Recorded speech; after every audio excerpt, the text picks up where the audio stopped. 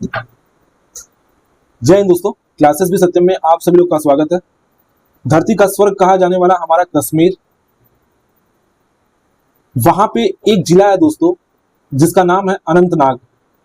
और अनंतनाग से 45 किलोमीटर की दूरी पर लीदर नदी के किनारे एक छोटा सा पर्वतीय नगर बसा है जिसको हम लोग बोलते हैं पहलगाम। दोस्तों, पहलगाम को भारत का मिनी स्विट्जरलैंड कहा जाता है। पहलगाम आपका एक पर्वतीय नगर है जो कि बेहद खूबसूरत है और यहाँ पे हर साल विश्व भर से हजारों पर्यटक प्रति वर्ष यहाँ पे आते हैं और यहीं से आपकी अमरनाथ की यात्रा भी शुरू की जाती है। ये समझिए, यहाँ से लोग रुकते हैं और फिर यहीं से ही अमरनाथ की यात्रा स्टार्ट होती है। दोस्तों, बीते दिनों 22 अप्रैल की एक ऐसी घटना जो लाखों करोड़ों हिंदुस्तानियों को झकझोर के रख देगी। शायद कोई भी हिंदुस्तानी आज का दिन ऐसा कभी सोचा नहीं था कि मुझे ऐसे वक्त के साथ गुजरना पड़ेगा जिसमें आम लोगों पर इस तरह से गोली चलाई जाएगी, धर्म के नाम पर, मजहब के नाम पर। उनसे ये पूछा गया, बताइए आप किस धर्म के हैं?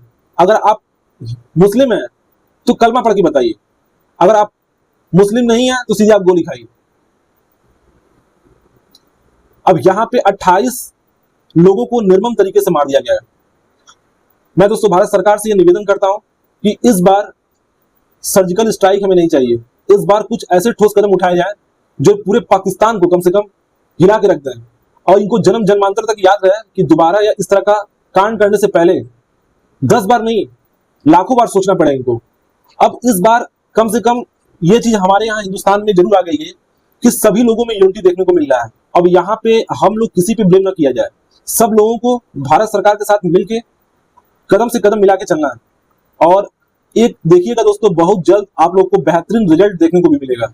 इसलिए मैं सभी लोगों से आग्रह करता हूं कि जितने भी टीचर्स पढ़ाने वाले हैं वो सभी लोग साथ में आए और सभी लोग इकट्ठा हो और एक साथ हम लोग की आवाज जो ना वो पाकिस्तान के हर एक आदमी के कान तक जानी चाहिए कि अगर तुम आतंकवादी हो तो तुम्हारी खैर नहीं, अगर तुम आतंकवादी हो तो तुम्हारी खैर नहीं। क्योंकि आतंकवाद को खत्म करना दोस्तों ना, तो हर एक हिंदुस्तान के आदमी को अब आर्मी की तरह रहना पड़ेगा, सैनिक की तरह ही रहना पड़ेगा। अगर आपके अंदर वो सैनिक वाला, जैसे हमारे देश की रक्षा के लिए बॉर्डर पे लोग लगे हुए हैं सैनिक, वैसे आपके अंदर भी वो जज्बा होना चाहिए कि आपके देश की तरफ कोई भी आंख उठाकर देख ना पाए।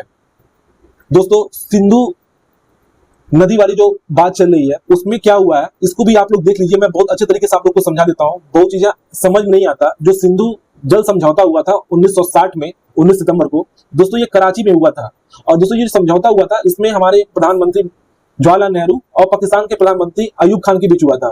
दोस्तों इसमें सिंधु, झेलम और चिनाब, ये जो तीनों पश्चिमी नदियां थी, इस पे पूरा का पूरा कब्जा पाकिस्तान को नहीं दिया गया था। इस पे 80% तक जो पानी है वो पाकिस्तान इस्तेमाल करेगा और 20% जो है वो भारत के इस्तेमाल में रहेगा।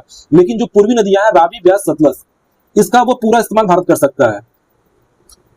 पश्चिमी नदियों के पानी के इस्तेमाल का कुछ सीमित अधिकार भारत को दिया गया है, जैसे बिजली बनाना और कृषि के लिए, ठीक है।